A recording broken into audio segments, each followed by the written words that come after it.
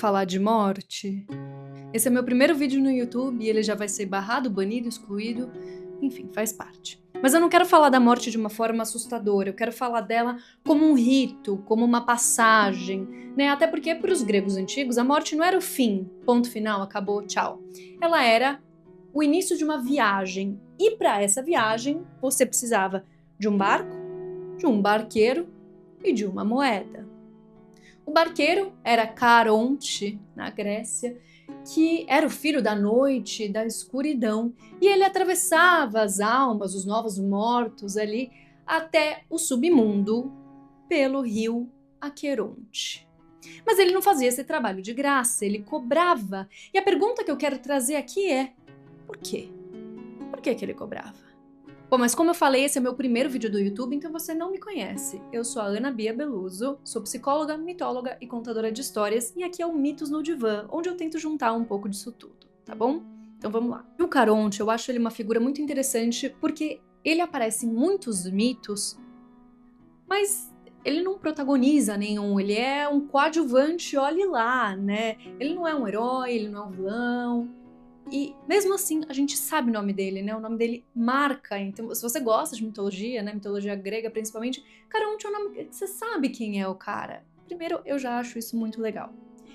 E ele é um guardião, né? Um guardião da fronteira, das fronteiras entre mundos. A fronteira sendo muito simbolizada pelo rio, né? Rio este, que é o Aqueronte, não é o rio Estige, tá? Porque muita gente confunde, o rio Estige, o rio que passa, o Caronte, que leva os mortos. Não, o rio Estige, eu entendo, provavelmente você já ouviu e até leu essa confusão, essa troca dos rios, tá? Mas o Estige, ele fica ao redor do submundo, então ele tem mais essa ideia de dar um limite, de cercar. E o Aqueronte é mais essa ideia de ponte, né? Ela atravessa de um mundo para outro, né? Enfim. Tem que lembrar, Caronte rima com Aqueronte, tá bom? Como eu mencionei, ele é filho da escuridão e da noite, de Érebo e Nix. Então, dá pra sacar que ele já é um cara trevoso por natureza. E aí ele tem uma função bem objetiva e implacável, que é levar as almas de um lado para o outro. Mas ele só leva quem paga. Tá, e por que eu resolvi gravar esse vídeo? Porque eu fui ler um artigo de um blog que o título era "Por que Caronte exige uma moeda para fazer a travessia das almas até o submundo?" E o texto falava muito de Caronte, super legal, mas não respondia essa pergunta. Eu falei, tá, vamos brisar sobre isso? Vamos tentar responder? Vamos. Tá, a primeira coisa que eu pensei então foi moeda. Vamos aí entender o que pode significar a moeda.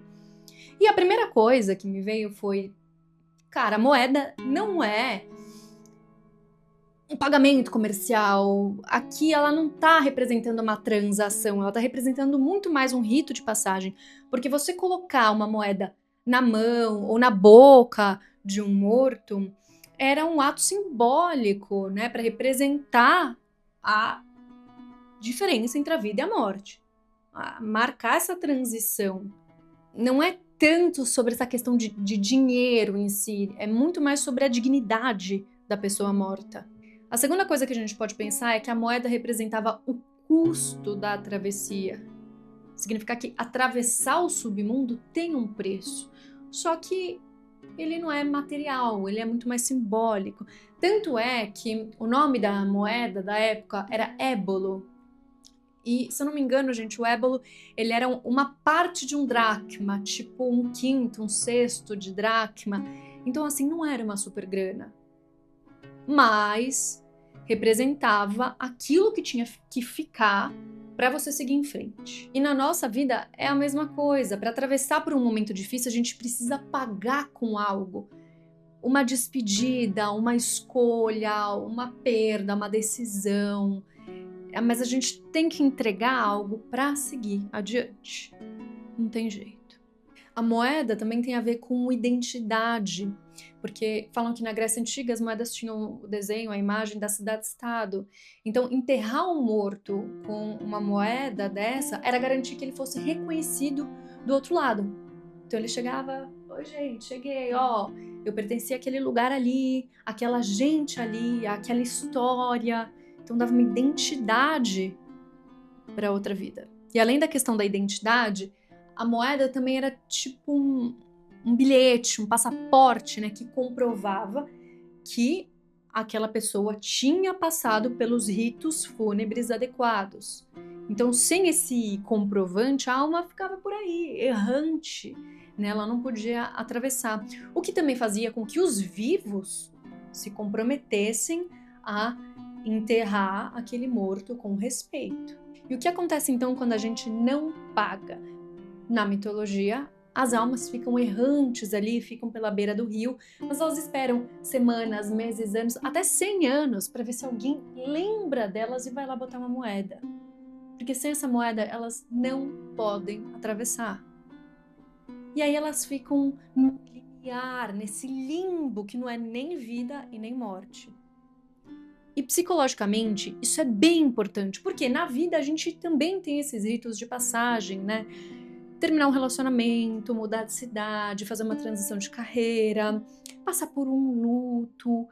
E essas situações também exigem que a gente pague algo, que a gente faça um gesto simbólico de despedida, de reconhecimento, algo que marque essa mudança. E quando a gente não paga, a gente fica nessa margem, a gente fica preso a essa coisa do passado, esperando.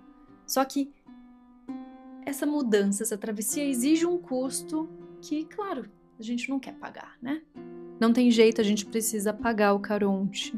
Uma coisa legal também é pensar nas atualizações do Caronte, né? Como ele veio se atualizando, muito na cultura pop também. Então, para quem assistiu Percy Jackson, né, viu aquela imagem pálida ali que só aceitava dracma, não era? Se não me engano. Uma figura bem interessante. Também naquela série Caos da Netflix, que eu adorei, ela não teve continuação. O Caronte é uma pessoa super cínica e ele é o ex-amante de Prometeu, né? Um Caronte gay, super legal. E por mais contemporaneizados que eles tenham sido, a bateria estava acabando. E por mais contemporaneizado que o Caronte tenha sido, ele mantém sempre a mesma função de levar as almas para o submundo, de fazer essa travessia. E eu acredito que essas atualizações do Caronte revelam que a morte ainda fascina a gente, né? E que essa figura do barqueiro, do que cobra um preço, do guardião da travessia, ainda tá muito viva no nosso imaginário. E não tanto pela questão do óbolo, né? O valor. Eu falei ébolo da outra vez? Eu acho que eu falei ébolo no lugar de óbolo. Mas é porque eu devo ter misturado com o pai do Caronte. Érebo, ébolo, óbolo, mas é óbolo. Enfim, não tão por isso, mas porque a gente provavelmente ainda sente que tem que pagar pelas travessias. Seja com uma moeda, seja com um ato de desapego, seja com uma despedida. Então, o que o Caronte, essa figura da mitologia grega, ensina pra gente? Primeiro, que toda travessia tem um preço. E depois, que nem sempre a gente tem que pagar com dinheiro. Às vezes, vale mais a coragem de atravessar. Principalmente se a gente estiver falando da nossa vida, né? A coragem de entregar. Eu comecei esse vídeo dizendo que eu ia falar sobre morte, mas na verdade a moeda do Caronte fala tanto de morte quanto de vida, porque ela mostra pra gente o que a gente precisa entregar para poder seguir adiante, para poder seguir vivendo de uma outra forma, claro. Então, se você tá aí na margem, só esperando, se perguntando quando é que eu vou atravessar, talvez mais valha você se perguntar: o que é que eu ainda não paguei? Me diz o que você pensa e qual é a sua relação com o Caronte.